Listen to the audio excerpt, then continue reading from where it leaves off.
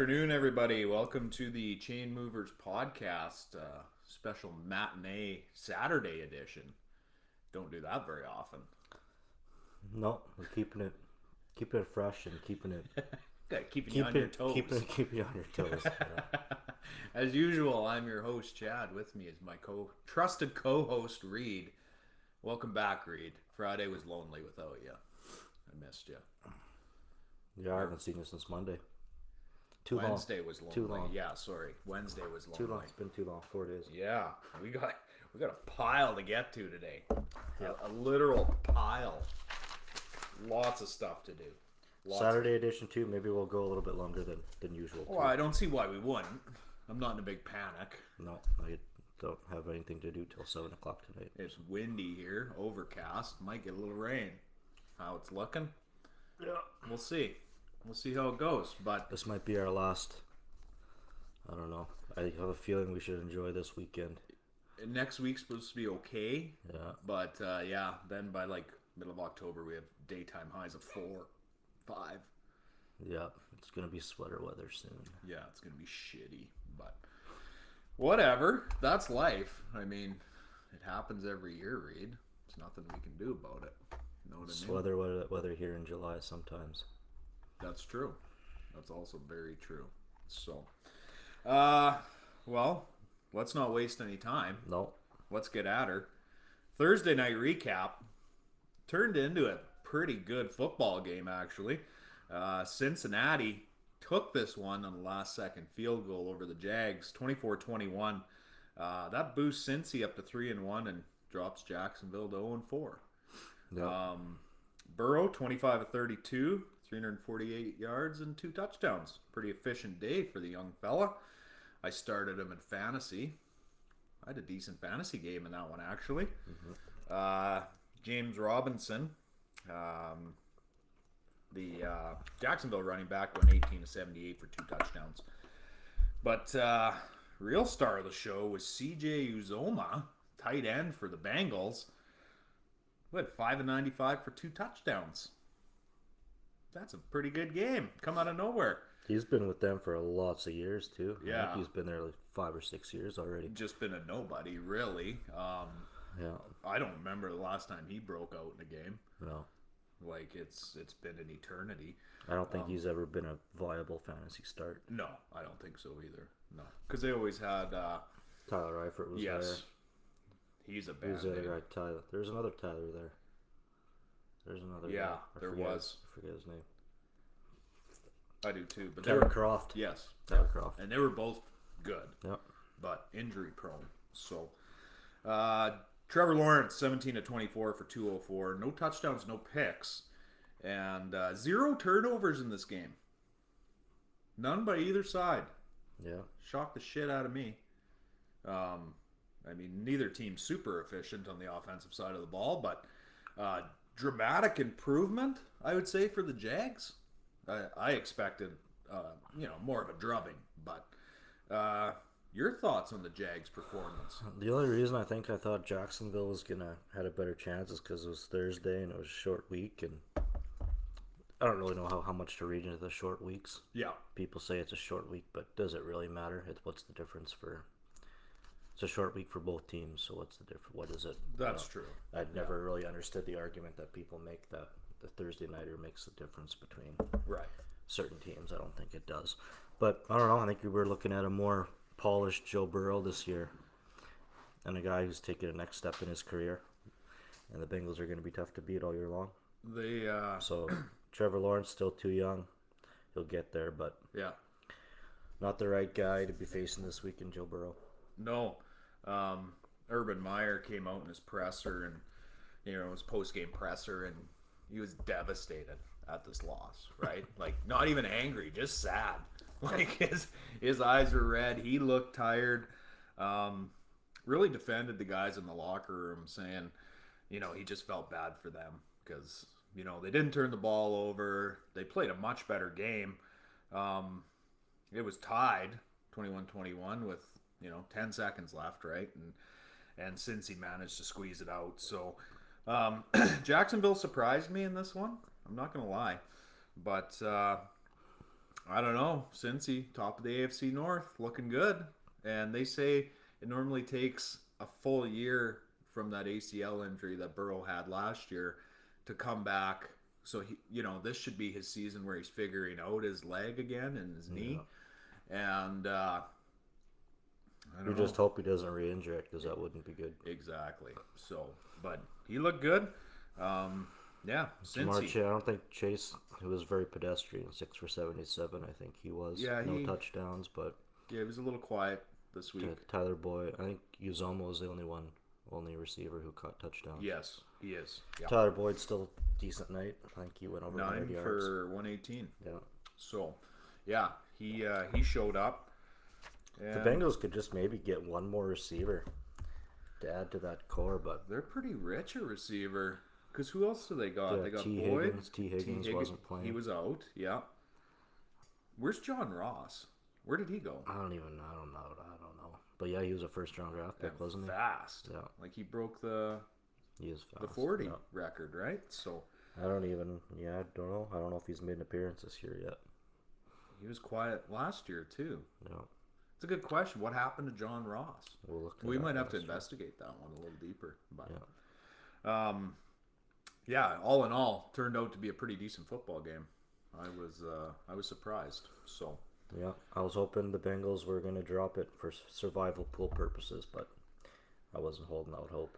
But the Jags did get out to a 14-0 lead, though. That's true. But it's happened 3 or 4 times this year. Well, they were leading Arizona last week at the half. 14-0 leads me nothing this year. No, means absolutely nothing. Survival pool, who did you end up taking? Have you locked it in yet? I haven't locked it in because I was going to take Tennessee over the Jets, but now Julio's not playing. Neither is A.J. Brown. So how can you trust the Titans this week? Pretty easily. Still? Look at their opponent. Yeah, I don't know. The Jets are so bad. I think it's more important enough that it changed my pick. So my lock this week is the Dallas Cowboys over the Carolina Panthers. Dallas playing well as of late. Carolina's without Christian McCaffrey this week. He pulled his hamstring in last Thursday night. Yeah. I believe he's had hamstring issues in the past. Or quad issues, something like that. I'm not sure. But running back injuries, that's the one you don't want. Running backs can deal with the arm injuries and upper body, I think. Yeah. Fine, but anything to do with your legs, it's a running back, so you have to run. So if you can't run... You do have to run, yes. So if you can't run, you're not going to be playing. If you can't run, you're not much of a running back.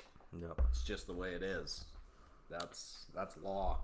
I'm just going to rewind and re-go over my lock of the week. Yep. Rams over the Cards. Is your lock? That's my lock. Okay. I could have took the easy road here. I looked at the games. I went through them all, and the easy pick I still think is the Titans over the Jets. I think that's the easy lock. And I didn't want to give you guys the easy lock. I wanted to dive a little deeper, and I like the Rams over the Cards. Cards get exposed this week. Rams are 1.5 point favorites. There aren't many real locks this week. No, it's getting tight already. It's a tough week this week. Upset of the week. Let's move over to your upset of the week. My upset of the week this week is the Detroit Lions over the Chicago Bears. The Bears are favored by 3 this week, and that quarterback situation ain't getting any better. And I think Jared Goff... Game time decision, Matt Nagy says. It's time for Jared Goff to win with Detroit. It's about time, I think. That's my upset of the week. Is it? It's Detroit over Chicago. Yeah, I bet him in my parlay as well. I like the Lions this week. Yeah. And you're right. Chicago's an absolute mess. Who comes out and says, well, could be a tactic too, right? But Matt Nagy, come out at a recent presser and said our QB is going to be a game time decision. So you're just going to run 3 separate offenses all week? One designed for each quarterback. They'll bring all 3 of them out at some point. Run some kind of a wildcat with 3 quarterbacks in the backfield. That sounds like something Matt Nagy would do. That'd be something to watch. It sure would.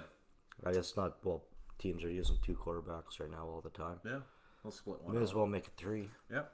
what the hell? Well, start a trend. Yeah. I doubt we'll see that. I wouldn't trend anything the Bears are doing offensively. But I don't know. I would imagine Fields gets the start again. I don't know why he wouldn't. I bet we talked about this Monday, right? And you asked me who I would start, and I said Foles. I mean, okay, we're in week 4 here now, right? So let's see what Nick can do. Even if it's the first half, and then plug Justin in at the half if Nick is struggling, right? But yeah, I mean, Fields was your number 11 overall. You got to get him in the game. That's the only way the kid's going to learn, right? So, and you might have to revamp the offense for his skill set because he can run, right? This situation isn't going to get any better as the year goes on either. So I think, I don't know, what does Matt do to squash this 3 quarterback situation? I don't know. But, I mean, when you're losing, you can't commit to one quarterback, right? No, but just, I don't know, how healthy for the locker room is it to have 3 quarterbacks around all year? Probably not very. So I don't know who it is. Well, either Foles or Dalton would go. Yes. It's one of those guys. And Yeah, they ain't getting rid of Fields. Mm-hmm. If they do, I'd be blown away. So we'll see. Yeah. Where are we going? But good choice. I also took Detroit over Chicago. Got our locks and upsets. Where are we going to go next? Well, I presented my side of the argument of the Phillip Rivers in the Hall of Fame. Widely discussed. One of the more widely discussed players to see if he's going to get in.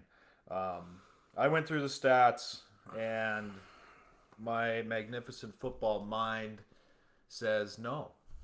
And I had a few messages from some of our loyal fans and viewers that agreed with me. I thought it was going to get roasted, but they agreed.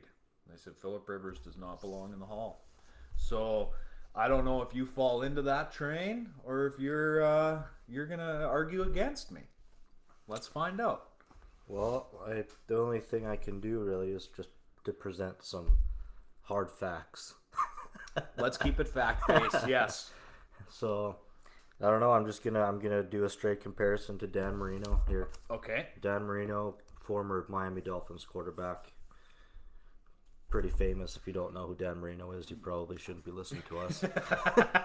Yeah, if you don't know Dan Marino, I mean, yeah, he hasn't played since the 90s, but 80s, 90s. But yeah, if you don't know, maybe flip to a different podcast. So Dan Marino is in the Hall of Fame. He has never been to the Super Bowl. No Super Bowl wins.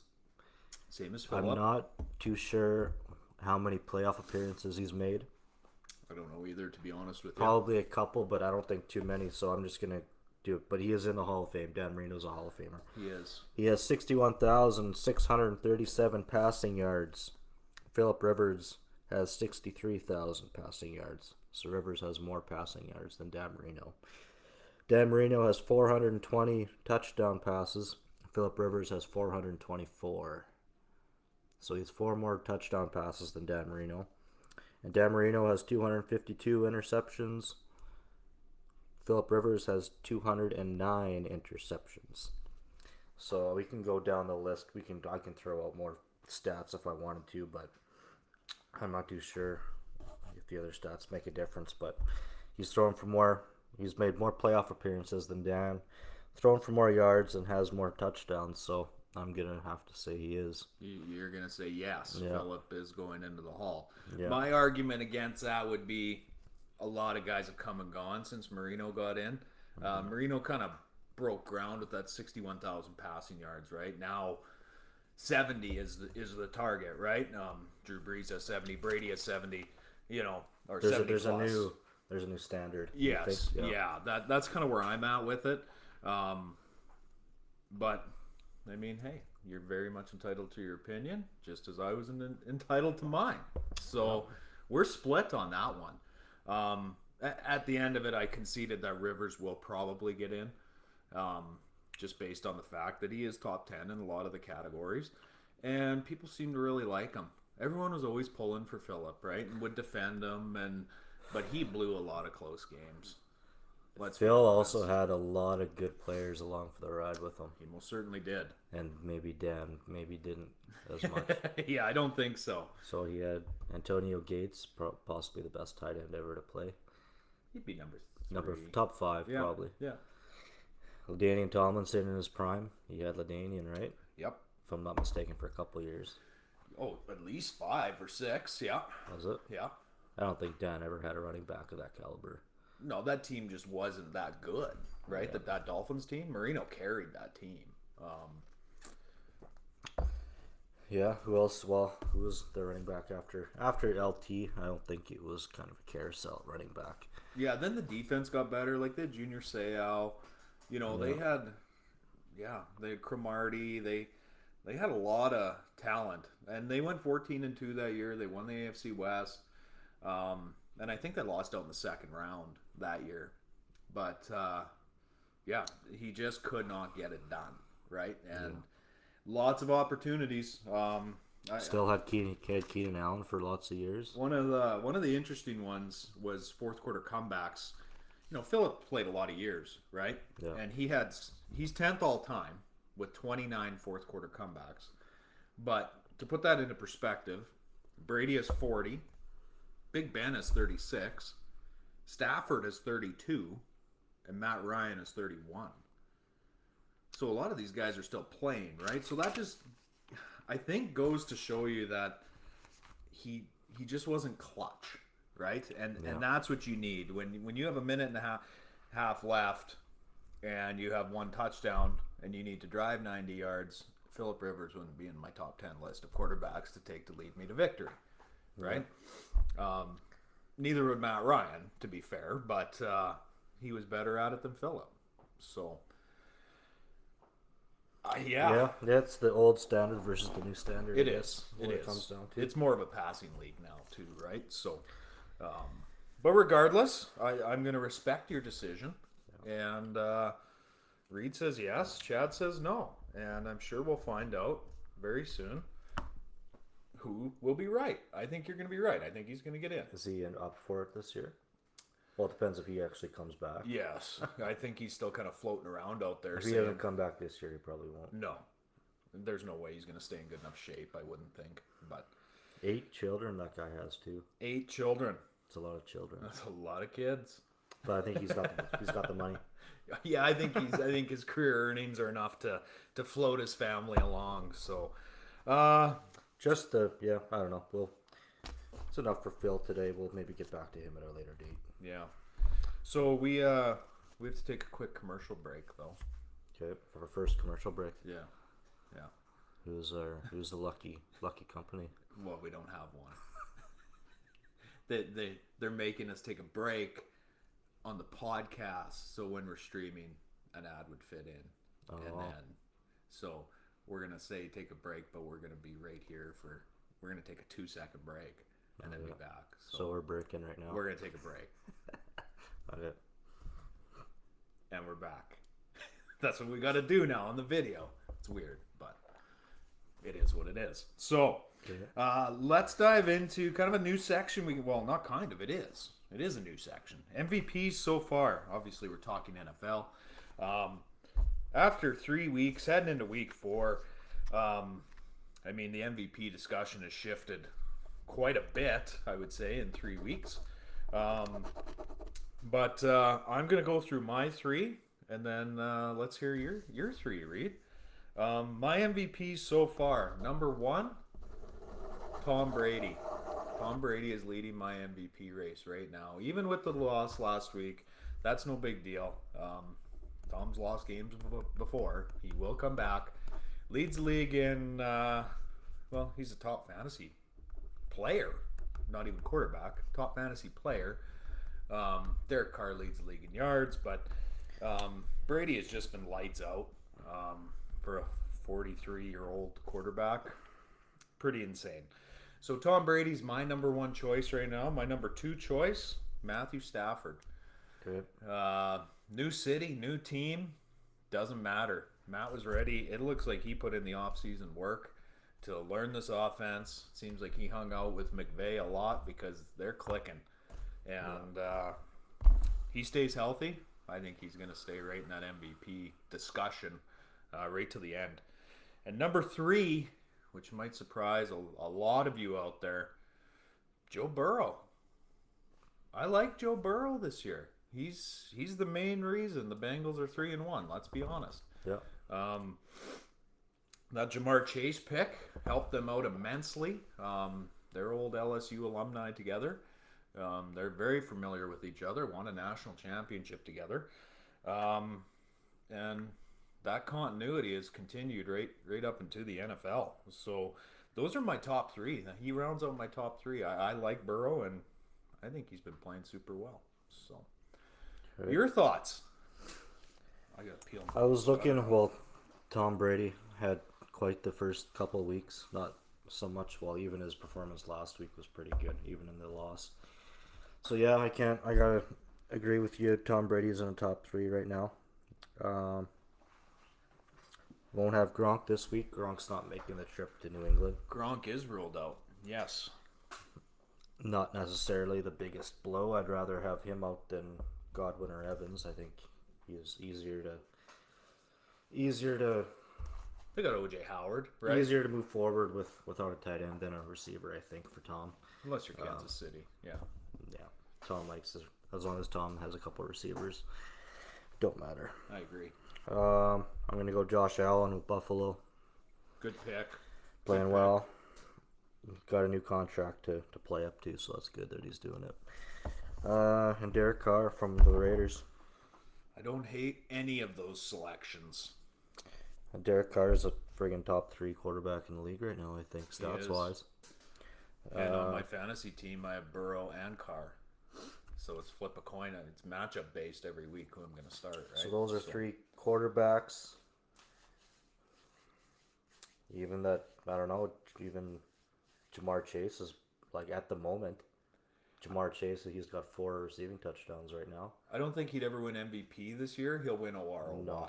Yeah. Right? So, a receiver to win MVP is tough. Yeah. Right? I don't even know. Has it ever... Yeah, it doesn't happen very often. If it's ever happened. Maybe Jerry Rice did. I don't know. But... Yeah, that's true. I don't even know if Antonio Brown won it when he had all those good years. I don't think so. I don't think he did either. The quarterback gets all the glory, right? So... Who was MVP last year? Aaron Rodgers. That's right. It's always a QB. Always a Q. So. We'll maybe dive into that more next week. I like your picks, though. Past MVPs. I like Carr. I like Allen. Yeah, so I got Brady, Allen, and Carr at the moment. I like it. And I do like Jamar Chase, actually, to take OROY, Offensive Rookie of the Year. I was a skeptic coming out of training camp when he come out and said all those drops are because the NFL ball doesn't have the white stripes around the ends of the ball, so you couldn't see it. I was skeptical, but this kid can play.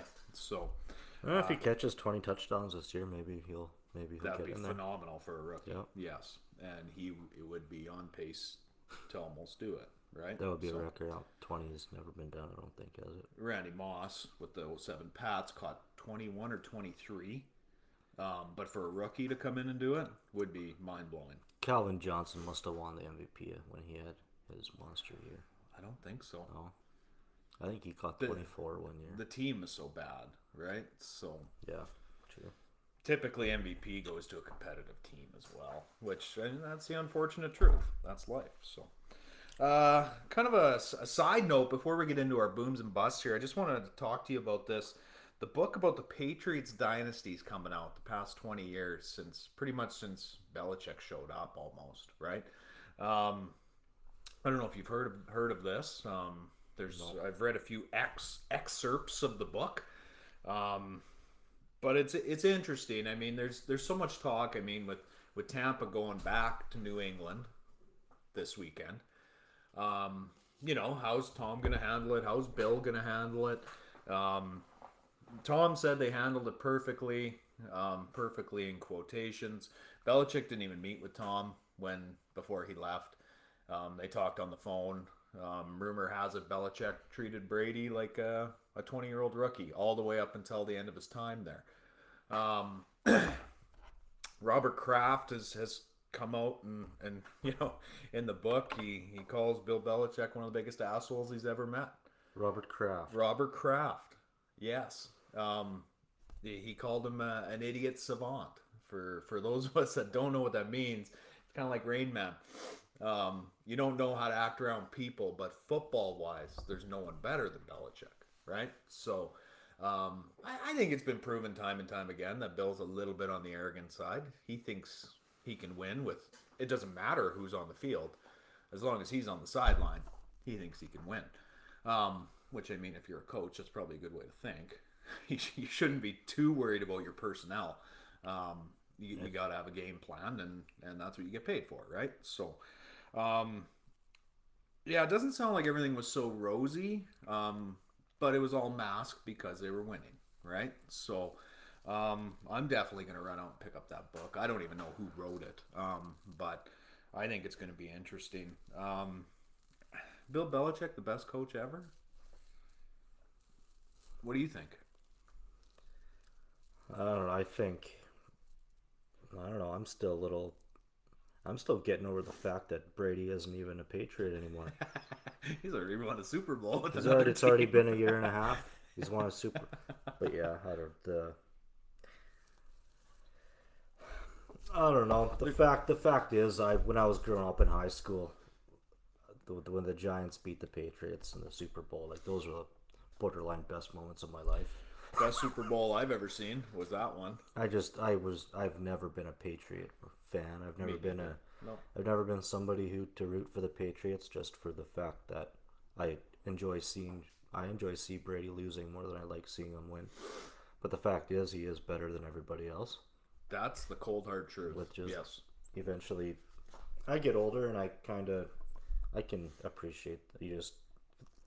If you don't think he's the best, then you probably don't know what you're talking about football. I don't disagree. So I'd rather have my voice heard in a respectable manner rather than just hold on to my selfish argument that I don't like Tom Brady. Right. No.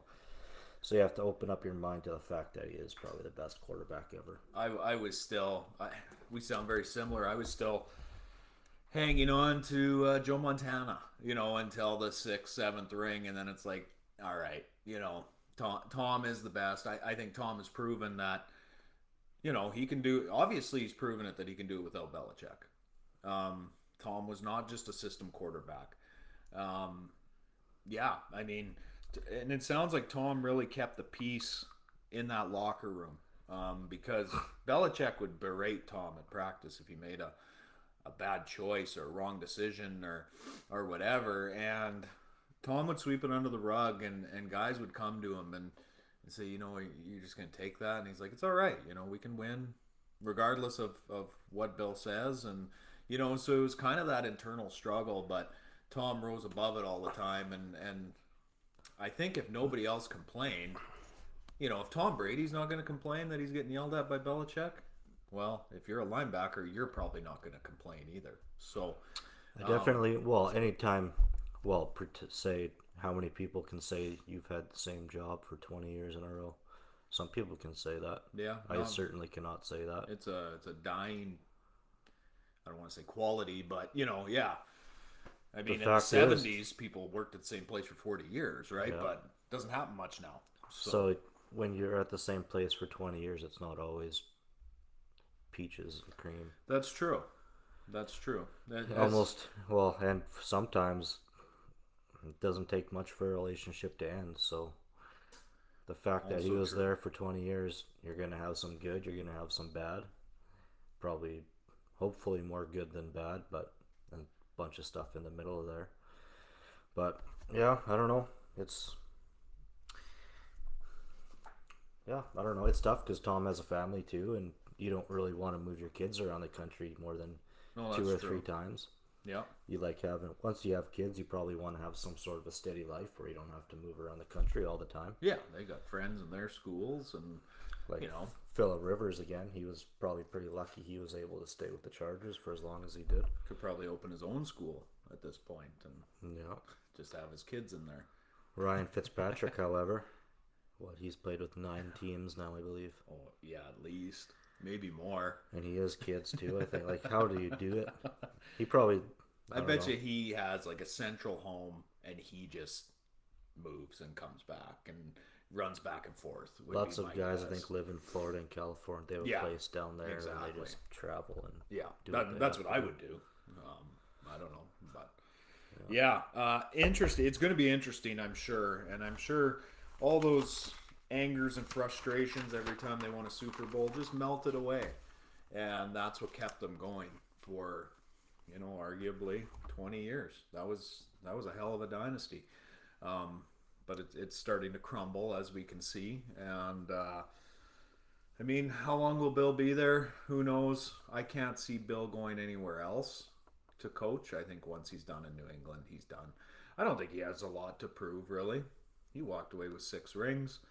Yeah, I don't know. But him and Brady are cut from the same cloth, I think. So they... Probably why they, butted heads a lot, right? But then is Mac Jones really the guy that you want to wait and see what he can do, or what do you? But I guess there's no real other option for the Patriots right now, is there? I would say probably not, unless you're going to turn to Stidham, right? But like in terms of guys around the league, if you just want to go out and maybe you make a trade for Andy, I don't know, would they ever consider bringing Andy Dalton in? Possibly. I don't know. Maybe Deshaun Watson. Possibly, and there's been talk that Philly's really making a play for Watson. The Eagles. Yeah.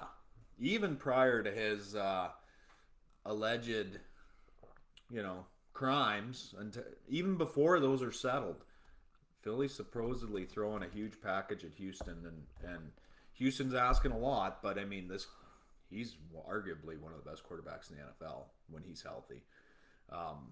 I had him for fantasy for 2 years, and he tore his ACL that first season, and he come back the next year as strong as ever. So he's good. I mean, you look at him a little differently now with all these alleged massage parlor frantics, but it is what it is. So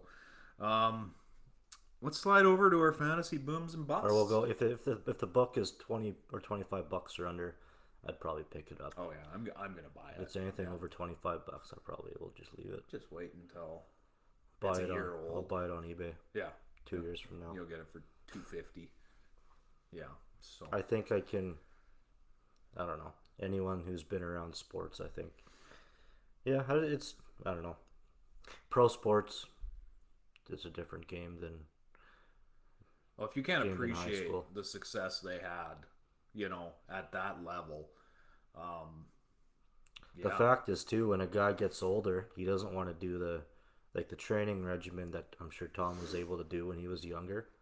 Yeah, it's much easier to train 5 days a week when you're 25 years old. For sure. Once you get to 40 years old, I'm sure Tom doesn't want to wake up at 6 a.m. anymore and go lift weights or train with the team. I'm sure he's probably at a point where he wants to maybe practice 2 or 3 days a week. Yeah.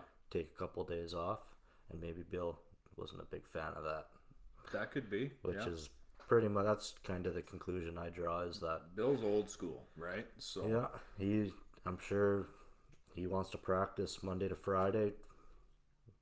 I don't know what the schedule is. I imagine you practice if you win your game, I think you get Monday or Tuesday off. Yeah. If I'm not mistaken. If you lose, I don't even know if there is an off day. Probably not with him. Because there's always something to improve. That part of sports always is always a factor too. Some people, just like anything, some people put more effort into their job than other people put. Yeah, you're gonna get out of it what you put into it, right? So, I imagine Tom's able to live a little bit more comfortably with Bruce in Tampa Bay. Yeah, I think Tom has a lot of say of what goes on there. Richard Sherman's coming back. Apparently, Tom called him directly and said, "Hey, we need a DB, Richard. Do you want to come?" And he did, right? So, I mean, how do you coach a guy like Tom Brady? You pretty much drop the offense, he'll implement it, right? So, then it sounds like everything's great in Tampa. I don't know. Maybe the same, kind of headbutts are going on in that locker room. I don't know. But I'm sure when Tom hangs it up, there'll be a tell-all book, and when Bruce Arians hangs it up, there'll be a tell-all book. There's two sides to every story, right? So, what'd be really great is if Tom came on here, on our show, and we got to ask him about it. Yeah, I'm sure he'd I wonder how long he'd entertain that thought for. You don't know. He might. Maybe Tom will hear this and be like, I'm going on there and I'm going to tell my side of the story. Yeah. What do you think of that? He'll give it about a decimal 4 seconds. No. Tom, you reach out to us, we'll get you on here, all right? Yeah. So, booms and busts? Yeah, let's move over there. So, as I'm sure most of us are familiar with, if you're a new listener or viewer, though, you might not be as familiar with it. We're going to go through 5 booms and 5 busts from each position from our games this weekend for fantasy purposes. So 5 QBs, 5 RBs, well, 10 in total, 10 wide receivers, tight ends, and then I only do 3 defenses. Okay. I don't know. Nobody wants to hear about defense. I'll throw a couple names at you. You throw a couple names at me. Sure. So I'll start with QBs and my booms this week. I like Stafford this week against the Cards.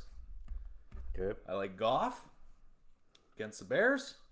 Okay. I like Heineke. Goff, Heineke, Stafford. Yeah. Because Washington plays Atlanta this week. Okay. I like Russell Wilson against the 49ers. Okay. And I like Herbert against my Raiders. Justin Herbert. Those are my booms. Okay, my 3 booms are... I'm going to boom Jalen Hurts this week.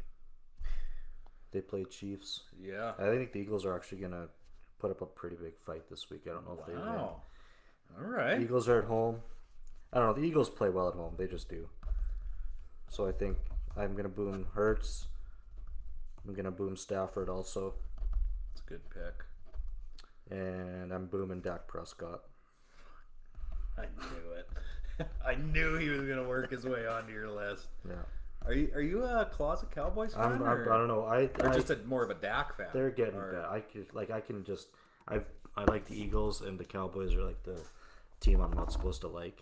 But at the same time, like, I just look at their team, and they are the most talented team in the division. Oh, for sure. Yeah. So it's just a fact, I think. Yeah. Okay. All right. So we're in agreement on Stafford. We're gonna bust a couple now. Yeah, and you have Hurts and Prescott. So if you have any of those guys on your team, fire them up. I mean, you're probably going to start Stafford anyway.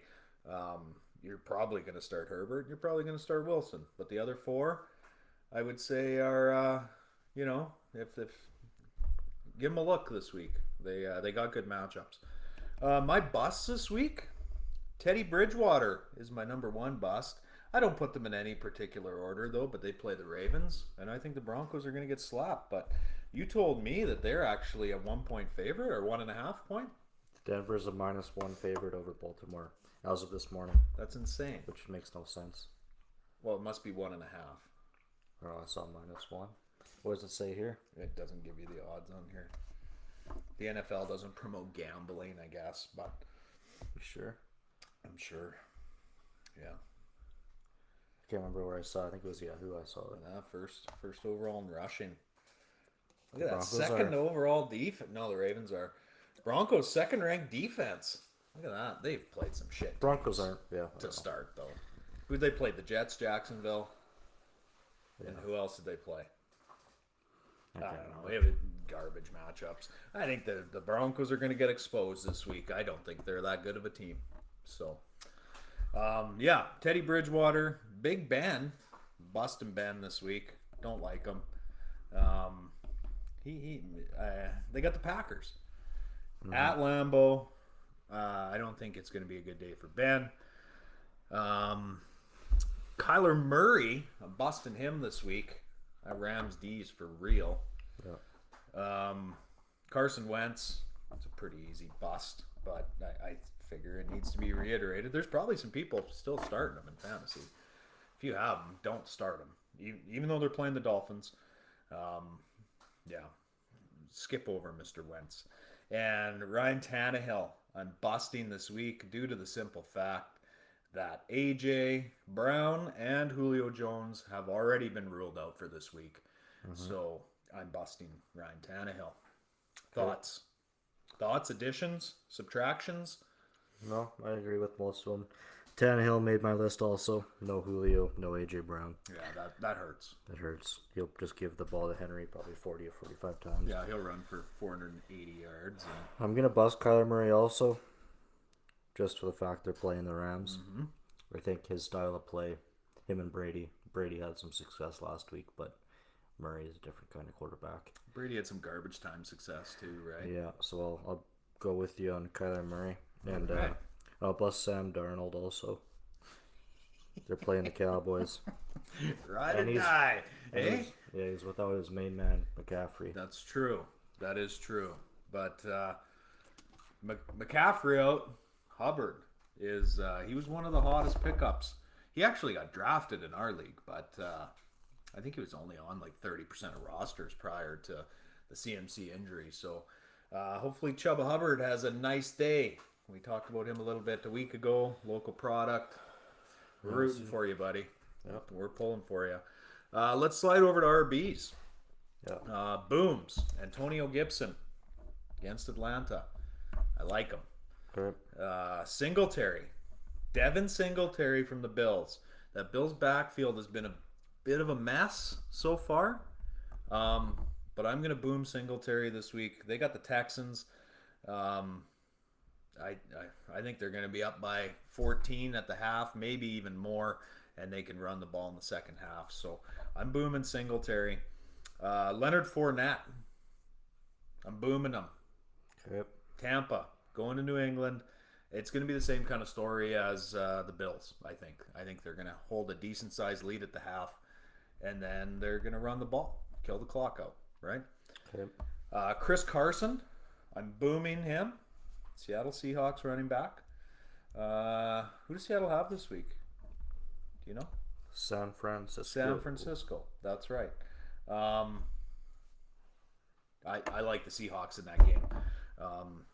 And I think in order for them to have success, they got to be able to run the ball. So Chris Carson's a good back.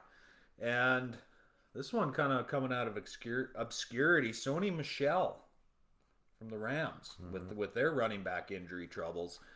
He emerged kind of last week. He didn't have a ton of yards, but he picked up some dirty blocks, and he looked good out there.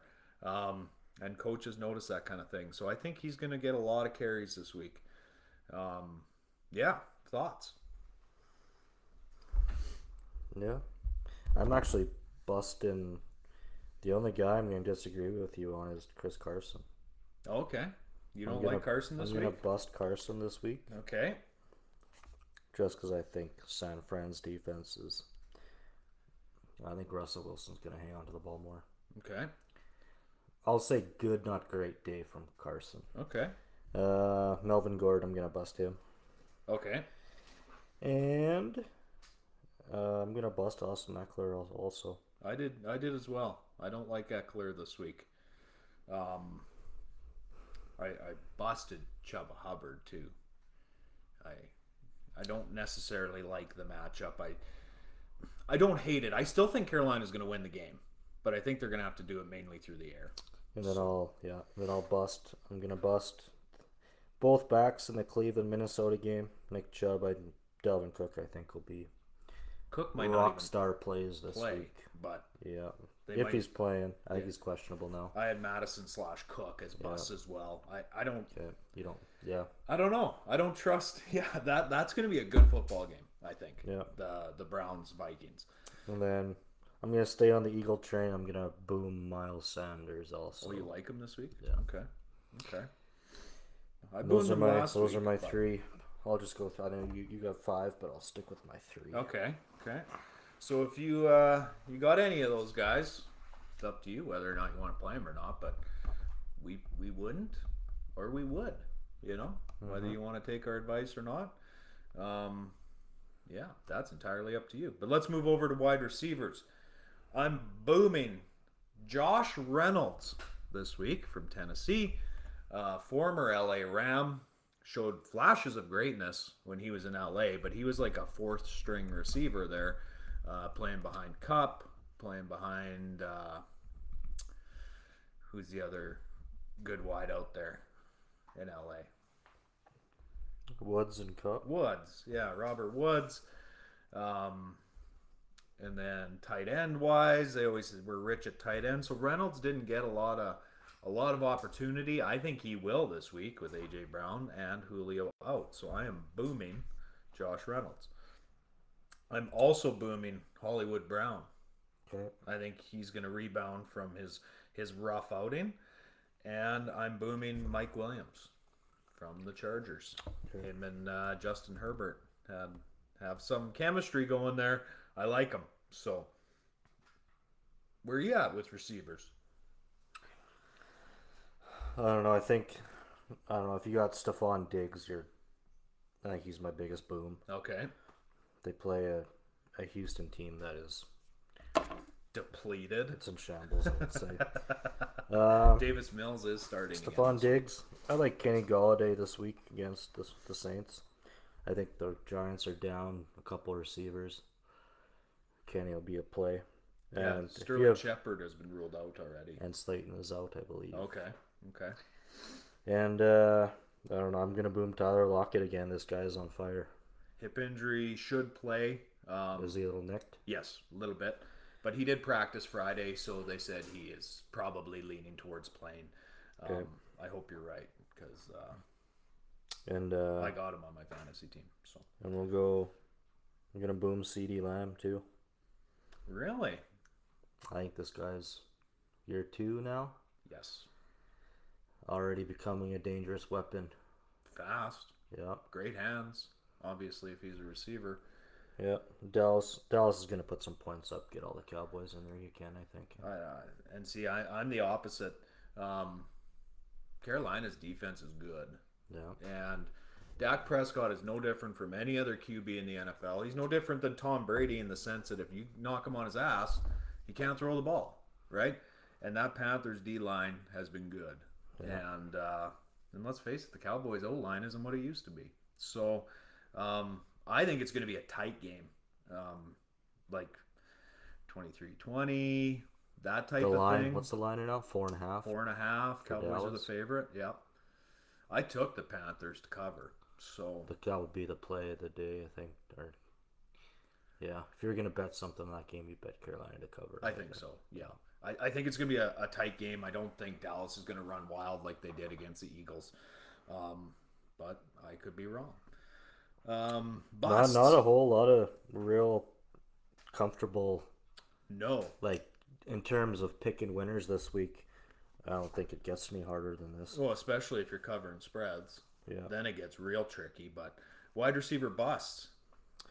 My bust, I'm going to bust Marquez Valdes-Scantling this week. Okay. Not a huge surprise. I think he's busted most weeks, but yeah, he's been quiet. He's in Green Bay's number 2 receiver. And this has been the age. For as long as I've been playing fantasy football, I always pick up Green Bay's second receiver. Yeah. And most of the time, it's not a smart move. But you continue to do it. Yeah. I mean, whatever. So, I don't know. Alan Lazard, decent player, but I don't think he's fantasy worthy. Is he even still with the Packers? I think he's there. Yeah. Okay. I don't know. I would go Lazard over Scant. Well, I don't know. I'm not gonna do that. I'm gonna bust both Lazard and Scantling. Okay. And I'm gonna bust Mike Evans also. Ooh, really? I think that'll be the one guy that Bill's not gonna let beat them. They'll take their chances with Godwin, I think. Okay. Godwin and Antonio.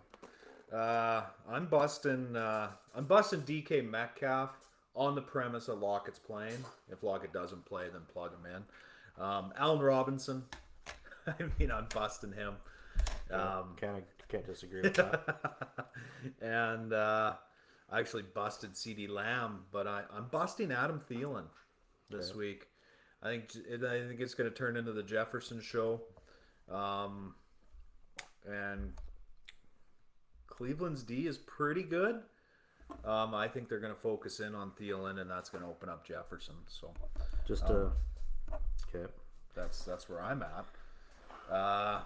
Booms, tight ends. Let's move over to the tight ends. My booms, I like Ferkser, Anthony Ferkser this week from Tennessee. With those, I don't like doing the obvious ones, you know. I mean, if I you was got, I had to just, I was like Anthony Ferkser. I thought he was a defensive lineman for a second. I don't like saying start Travis Kelce because of course you're going to start Kelce, right? Of course you're going to start Mark Andrews. Of course you're going to start Darren Waller, right? So I like to go off the radar a bit because anyone with half a brain knows to start those guys. So I'm going to boom Ferkser, again, based on the fact that Julio and AJ are out. TJ Hawkinson, I'm booming him this week. And Logan Thomas from the Washington football team. Okay. I'm going to boom, you got your... Those are my booms. No, you got your bus. Let's go over your booms and then we'll do I'll busts. boom mine. We'll do the bus after. I'm gonna boom the Patriots tight ends this week. Really? Yeah, that's how they're gonna. Jonnu and Hunter as a unit. Damian Harris, they're not gonna be able to run the ball all day against the Bucks. No.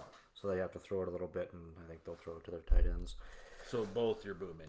So I'll boom Smith and Henry. Okay. And I think Robert Tonyan's due for some sort of a game against Pittsburgh. Okay. So I'll boom him. And then I don't know. I'll bust.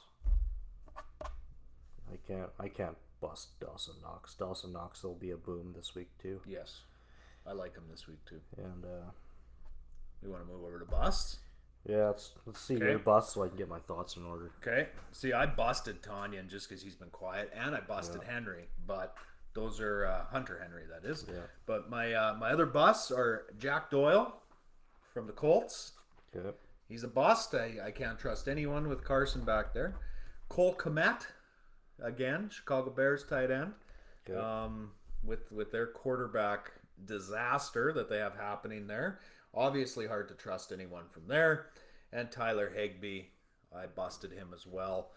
The Rams are so rich at receiver, and he's up and down, right? And the tight end has never been a big part of Sean McVay's offense. Mm-hmm. And so those are my three busts: Doyle, Kmet, and Higbee. Okay. Tread lightly with them. It's tough to bust any tight ends this week because I think when games get close, teams like going to their tight ends, I find. Yeah, they normally have a linebacker covering them, right? So, and there's going to be lots of close games this week. So if I got to pick two or three, I'll say stay away from Evan Ingram and the Giants. Stay away from him. Yeah. And maybe stay away from the Eagles tight ends just because you don't know exactly who they're going to throw to. Yeah. Goddard and Ertz basically on the same level right now. Week 2, I think it was Goddard, and then last week it was Ertz, right? So I don't. Tough to trust those tight ends. I don't hate that. That's a solid strategy. Let's slide over to defenses. My defensive booms this week: Tennessee Titans, of course, because they are playing the New York Jets. Yeah. The Baltimore Ravens and the Bucks are my booms this week defensively. Busts. I'm busting the Cards D this week. I'm busting the 49ers, and I'm busting the Texans. Okay. That's where I'm at. I'm going to boom the Bills defense. I'm going to boom... Who do the Bills got this week? The Bills have Houston. Oh, yeah. Okay, fair enough. I'll boom the Rams defense. And I'll boom the Packers defense also. Wow. I don't hate that pick, though. Steelers are a mess right now. So, I like the Packers. Stay away from, they'll bust the Patriots defense. Mm-hmm. Don't know why you would go with the Patriots this week. Yeah. Probably the worst play you can have. And I'll bust the Bears defense too. I think Detroit will put some points up. Okay. And I'll stick with those two. I like it. Before we get into MLB, though, we should announce another commercial break. Okay. And then that's the last one.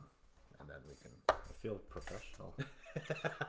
Other than the commercial gets plugged in after, but it is what it is. So we're going to take a quick break. When we come back, we got some MLB and NBA, so stay tuned. And we're back. We are back. Let's talk about some MLB, Reid. Man, this AL race, it gets better every day. I've been watching it like you almost can't go wrong watching. If you watch baseball this weekend instead of football, that actually might be the way to go. NL, let's start with the NL because it's already locked up. It's done. With the exception of the Dodgers still could catch the Giants. I don't think it's going to happen, but it could still happen. So we still have the Braves, Brewers, and the Giants, our division leaders. We got the Dodgers, and St. Louis is our wild card game. St. Louis will go to LA to determine the 4th spot. Wow, that's going to be a dandy. The Brewers did break that 17-game win streak, but then they turned around. St. Louis turned around and beat them the next night. So, I mean, 18 out of 19 ain't bad. That's pretty good. And Wainwright signed a 1-year deal. They closed a 1-year deal with him. He just signed a 1-year deal. Just signed it. So maybe that's just a little Kershaw left last night's game actually forearm soreness. So it doesn't sound like who knows? He could be the guy. Could be a Kershaw Wainwright matchup. Yeah. But the Dodgers have so many aces that it just really doesn't matter. So what are you looking for? Baseball? I was gonna switch to baseball, but that's okay. Yeah, I can't remember who the White Sox and who am I missing? Houston? Yeah, in Houston. Yeah. White Sox and Houston play each other first round, right? It's looking that way. Yeah. I believe that's how it goes. Then the Rays will get the winner of the play-in game. Yes. Yeah. I believe that's how they do it. So it's going to be an AL East series. Or is it more than likely? Are the Rays the top team in the AL right now? Yeah, they got 93 wins. Whoever's the top team in the top team in the league plays the wild card. Yeah. I can't remember who's in first place overall. 99 wins. Where's the standings? Division. Yeah. So the Rays are Rays at the top. will play the wild card. Division overall. Let's go league. Yes. Tampa, Houston, Chicago. 99 wins for Tampa. Houston and Chicago still playing for home field advantage. Still battling it out. For what it's worth, I don't know how. I think a manager would just as soon sit his players for a couple of days and take the away and give up home field just for the rest factor, I would think. But I don't know how I would. Most people might not agree with me though. I'm not. If there's one thing you don't know about me is that I don't think home field advantage is that important. I'd say some people think it's extremely important. Football, I would say it's huge. Yeah. And I'd argue it's more important in the NBA than it is in baseball. Baseball, you just know the bounces off the walls and things like that. I'd say those little nuances, right? Mm-hmm. But I wouldn't say it's a huge deal in baseball. But yeah, a lot of people would probably argue with you, but I'm siding with you on baseball. Currently, Tampa's crushing the Yanks 12-2. Toronto is crushing Baltimore 6-1, and the Red Sox and the Nationals are just getting going. That series against Baltimore might be just what the Jays need to sneak in. Yeah, so for those of you who don't know baseball very well, this is kind of the big deal right now is we have, 4 teams battling for one wild card spot. Yes. The Red Sox, the Mariners, the Jays. And the Yankees. And the Yanks, yeah. So 2 of those teams will end up playing each other to decide the wild card winner. Yes, unless we have a 4-way tie. Yeah. So one of those teams will play Tampa Bay first round of playoffs. Yeah, one of those 4, yep. So, but the thing is, we could have freaking 3 tiebreaker games to figure out who's going to be this wild card winner. Yeah, because if, let's say we had a 4-way tie, you sent me this the other night, and I didn't know that's how it worked. But what is it? The MLB assigns A, B, C, or D. And then, I only looked up the 3-team tiebreaker, but there is a 4-team tiebreaker too. Yeah, and then I was under the impression the Yankees were going to... A plays B, C plays D. Yeah. And then the winner plays the winner of that one. Like, it can get into a real shit show. Yeah. But I don't know. I mean, I kind of kissed the Jays' chances goodbye about 3 or 4 days ago, but this series against Baltimore might just be exactly what they need to get in. If they play the Yanks in the wild card, you think they can pull it up? That one well, game any wild card of these, I would say all 4 of these teams. Well, I was looking at the Yankees lineup the other day. It's just so good. And Stanton has just been on fire. Judge has been good as well. But the fact is that one of these 3 teams is going to play the Yankees will be in that tiebreaker game for sure. And it's just a matter of. That's not a for sure, though. Well, it's not for sure. No, it's not. They're only one up. Yeah, they're only. So. But I don't think it's likely, yes, but not a for sure. We'll see who has the head-to-head advantage. I'm not too sure who does. But we got the Yankees at 91 wins, Red Sox at 90, and Seattle and Toronto are tied at 89. A's are done. They're out. Not a good run, but... so we got... Yeah. So, a combination today of a Jays win and a Yankees loss, because the Yankees are getting pumped by Tampa right now, puts the Jays half a game back. No, it puts them even. We need Boston to lose tonight. But we could catch the Yanks still with that loss to Tampa. For some reason, I don't think it's a good head-to-head, I guess, with the Yankees. I'm not sure if Toronto... With the Jays? Yeah, I'm not sure how that works. Either. I'm a self-admitted... ignored the Jays until the past 2 months because I didn't expect much. But I'm going to assume the Yankees are going to be in there for sure, so I'll just... If there's a 3-way tie with Boston, Seattle, and Toronto, there will be a playoff game between the 2 lowest-ranked teams. Whoever wins that game will go and play the top of the 3. Okay. And whoever wins that game would play the Yankees. Taking the long road. If there's 3 teams tied for the second wild card spot, we'll have 3 tiebreaker games prior to the actual actual first round of playoffs. Wow, that could be exciting. I've never seen that before. I doubt we'll probably have 1 tiebreaker at least. It's looking. We could have 1, 2, or 3 tiebreaker games. That could get real exciting. And if it's a 4-way tie. I don't know how that works.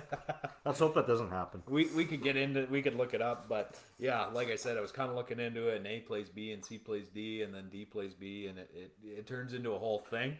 But I'm not opposed to single game elimination. That's good viewing. Yep. I enjoy that. But yeah, go Jays. Still got a shot. Pretty good shot, actually. Let's move over to the NBA. Okay. NBA preseason tips off this Sunday. Nets Lakers. Preseason. How many weeks of preseason do we have? Quite a few, actually. 2 or 3. More than is needed, I think. But Nets Lakers.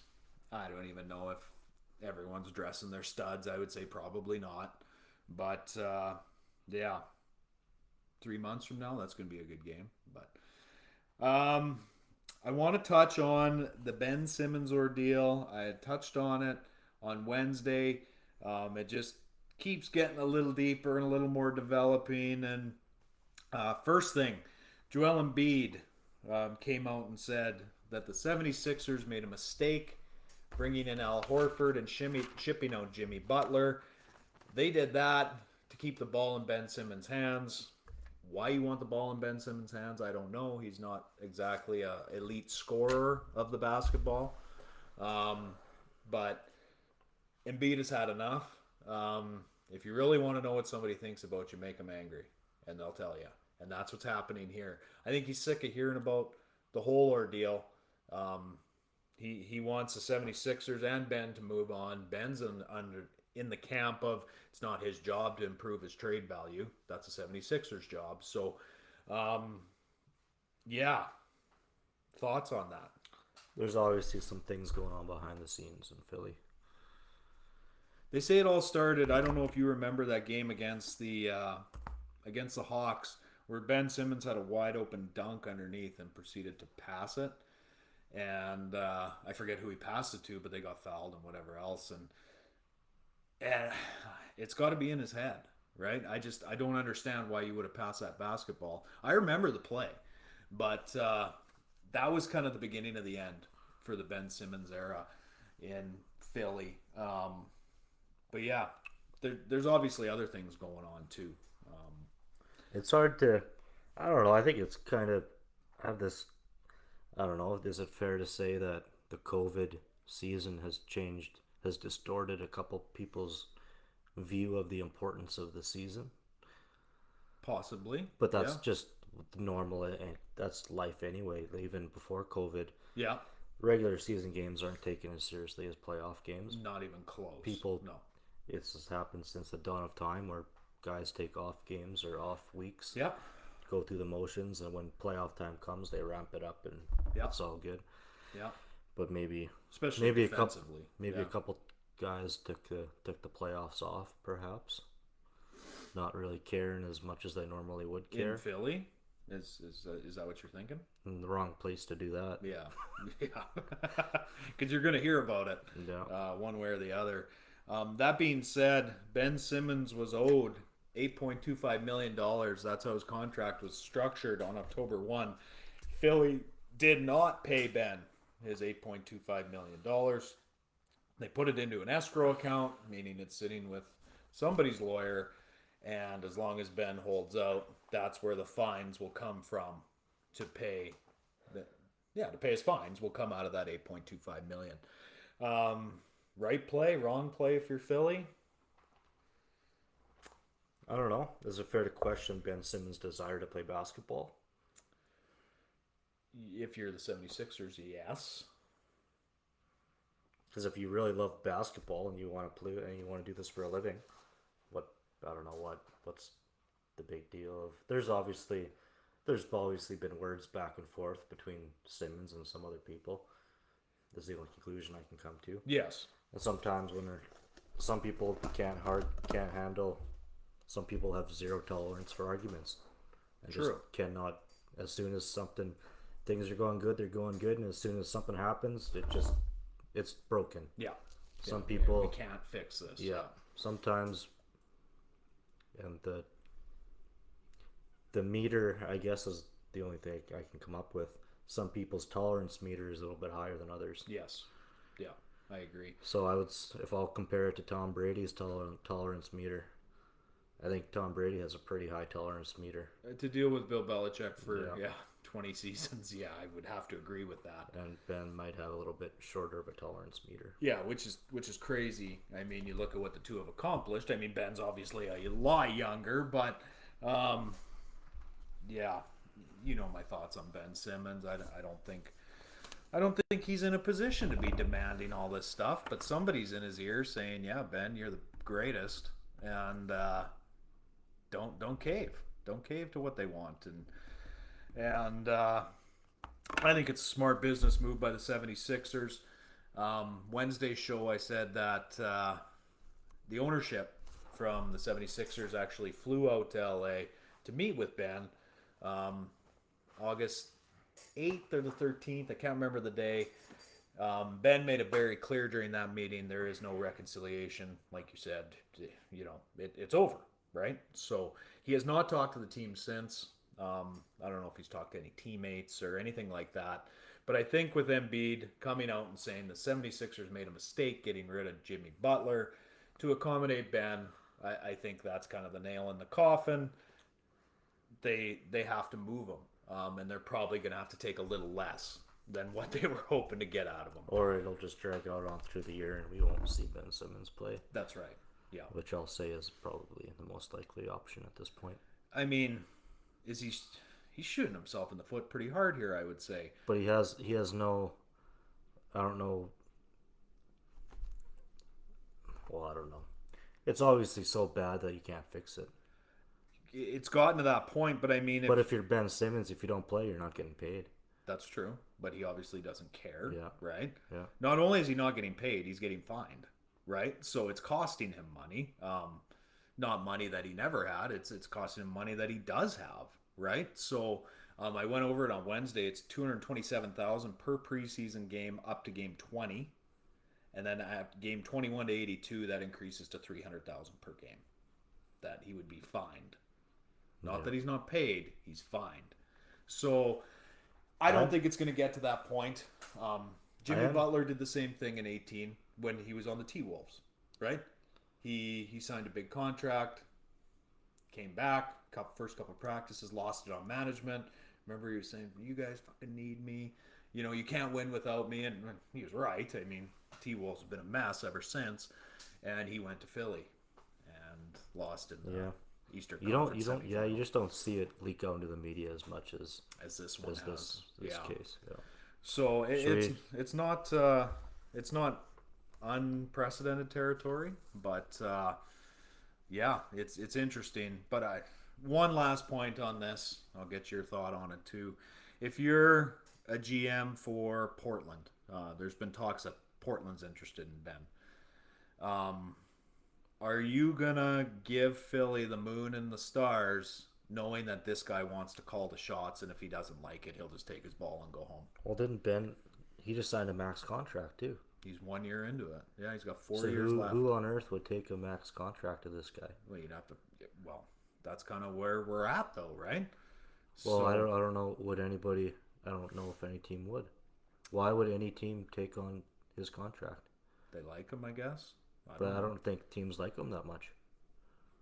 Obviously, not as much as Philly wants him to like him, but yeah, if I was a GM, this totally changes my perception of Ben Simmons because I think Philly was more than accommodating, right? They're like, okay, we need to get rid of Jimmy Butler. We're going to bring in Al Horford, right? Well, dumping Jimmy Butler shouldn't be a decision that's taken lightly. This guy's a perennial all-star. He led the Heat to the finals.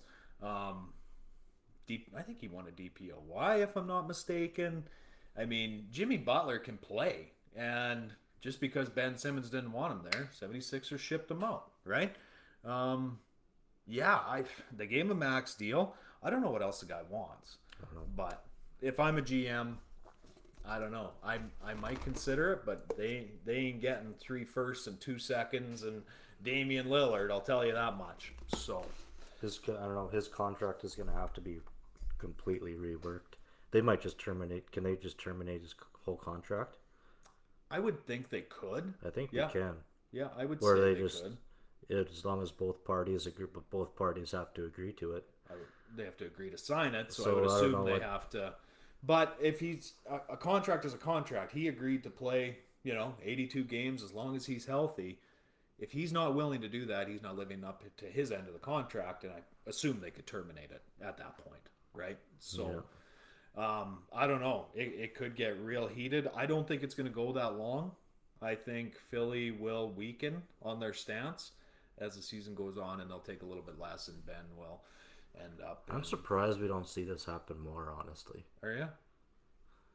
I mean, but lots of guys, I think, just quit. They retire, and I think lots of people are able to give it up. They've made a little bit of money, especially in the NBA. Yeah. See you later. Catch you later. Yeah. Yeah, right? but $50 million, I'm good, right? But Ben's only been in the league 2 years. He's probably not ready to give it up yet. 2 or 3 years. But maybe he is ready to give it up. Who knows? If he's willing to throw his career away for this negotiation, I mean, that's his choice, right? Everybody has a choice at the end of the day. So, enough of that. Enough of Ben Simmons. Okay. I don't even particularly like Ben Simmons. So quit taking time on our show. I'll finish it off with Ben Simmons isn't winning this. Yeah. He's not winning the fight. No. Philly's a lot richer than Ben Simmons. So it's the deepest pockets always win these battles, right? Yeah. And like I said, my view of him would be tainted if I'm a GM. So,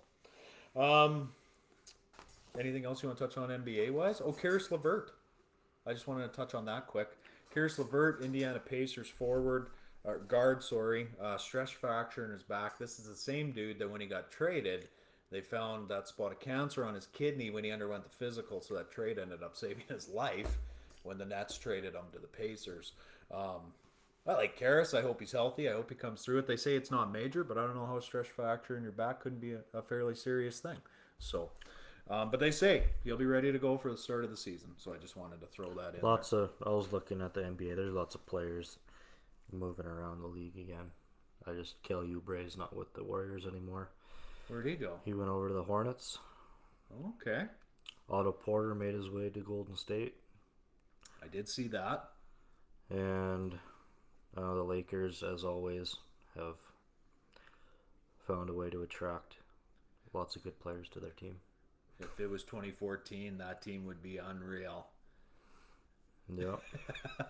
Melo, Braun, Russ, AD. Oh, magic. You brought up the Hornets. Do you think the Hornets are a playoff team this year? If they stay healthy, of course. I don't know. There's not much difference. Oubre is the only guy they've acquired. That's a nice addition, though. Yeah, were they a playoff? They made the playoff or the wild card tournament last year, if I'm not mistaken. They did. Yeah, they were the 9 or 10. So I would peg them for the same spot next year. LaMelo have a big year. If he can, I think if he puts a full year in, they'll be better. He was hurt for a little bit. Those ball boys just because of their dad, but Lonzo can play. LaMelo can play. I like LaMelo a little bit better than Lonzo, actually. I think he's more talented. But they still need Gordon. Yeah, they still need another guy there in Charlotte. I don't know who that guy is, but they need someone else there. Yeah, but I like them. I like their chances this year. I think they'll get in. But what time is it? How long have we been going? Long time? I think we're at an hour and a half. We're at our hour and a half? I believe so. Should we go? What do you got there? Should we just finish off with some Laker talk? Yeah, and then I just want to touch on the Wheatland leak, and then we can call it a day. What do you want to talk about with the Lakers? I don't know. We were talking about how many max contracts teams were allowed to give out. Yeah. Do you know the ruling on that? I believe it's 3, because if I'm not mistaken, LeBron, Anthony Davis, and Russell Westbrook all have max deals. But LeBron's would be 1 or 2 year, right? Yeah. He's not signing those 4 or 5 year super maxes anymore, right?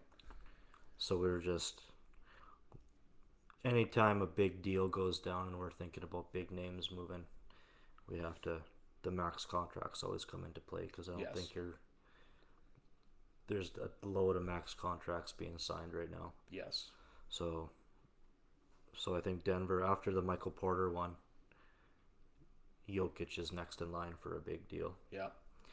But it's tough, because whenever you want to add some sort of piece, if you're making a playoff run, you can't acquire, if you have 3 guys under a max deal already, you're not going to get a 4th. Right.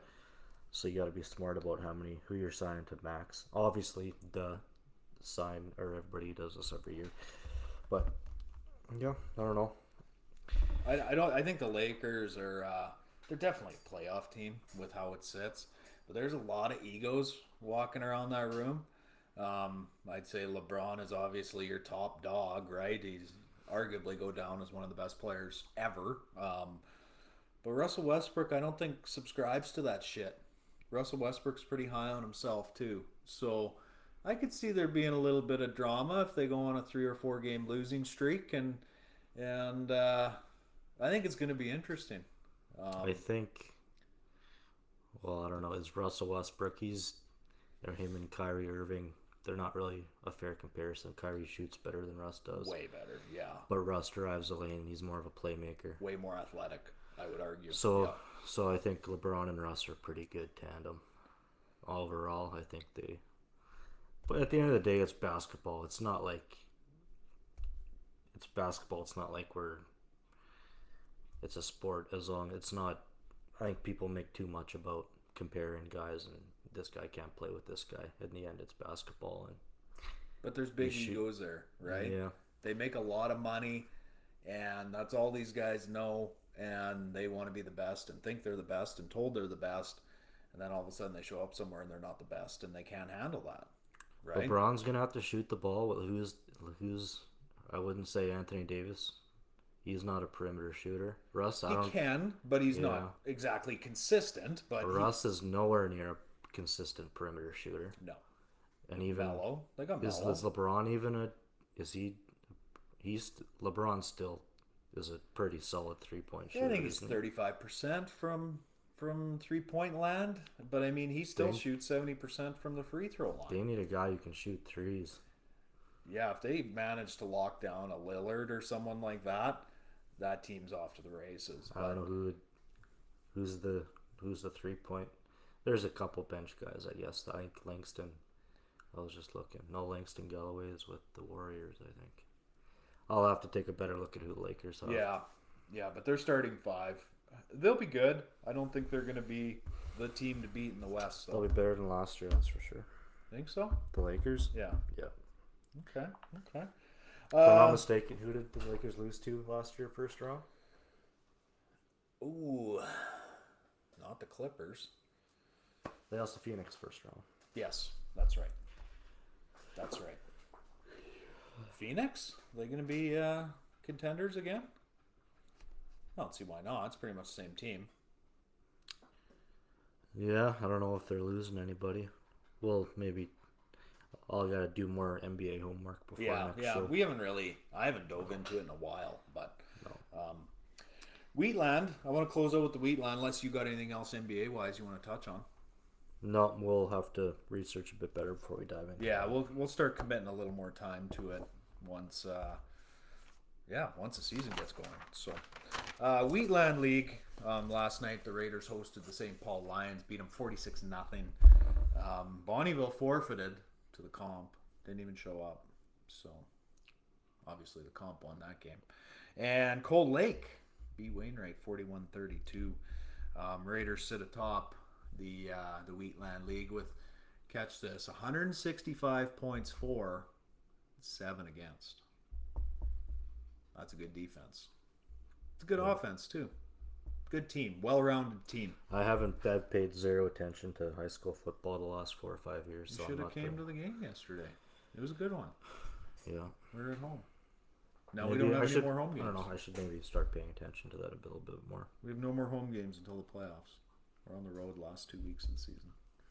You're already... Well, you've only played 3 games? Yeah.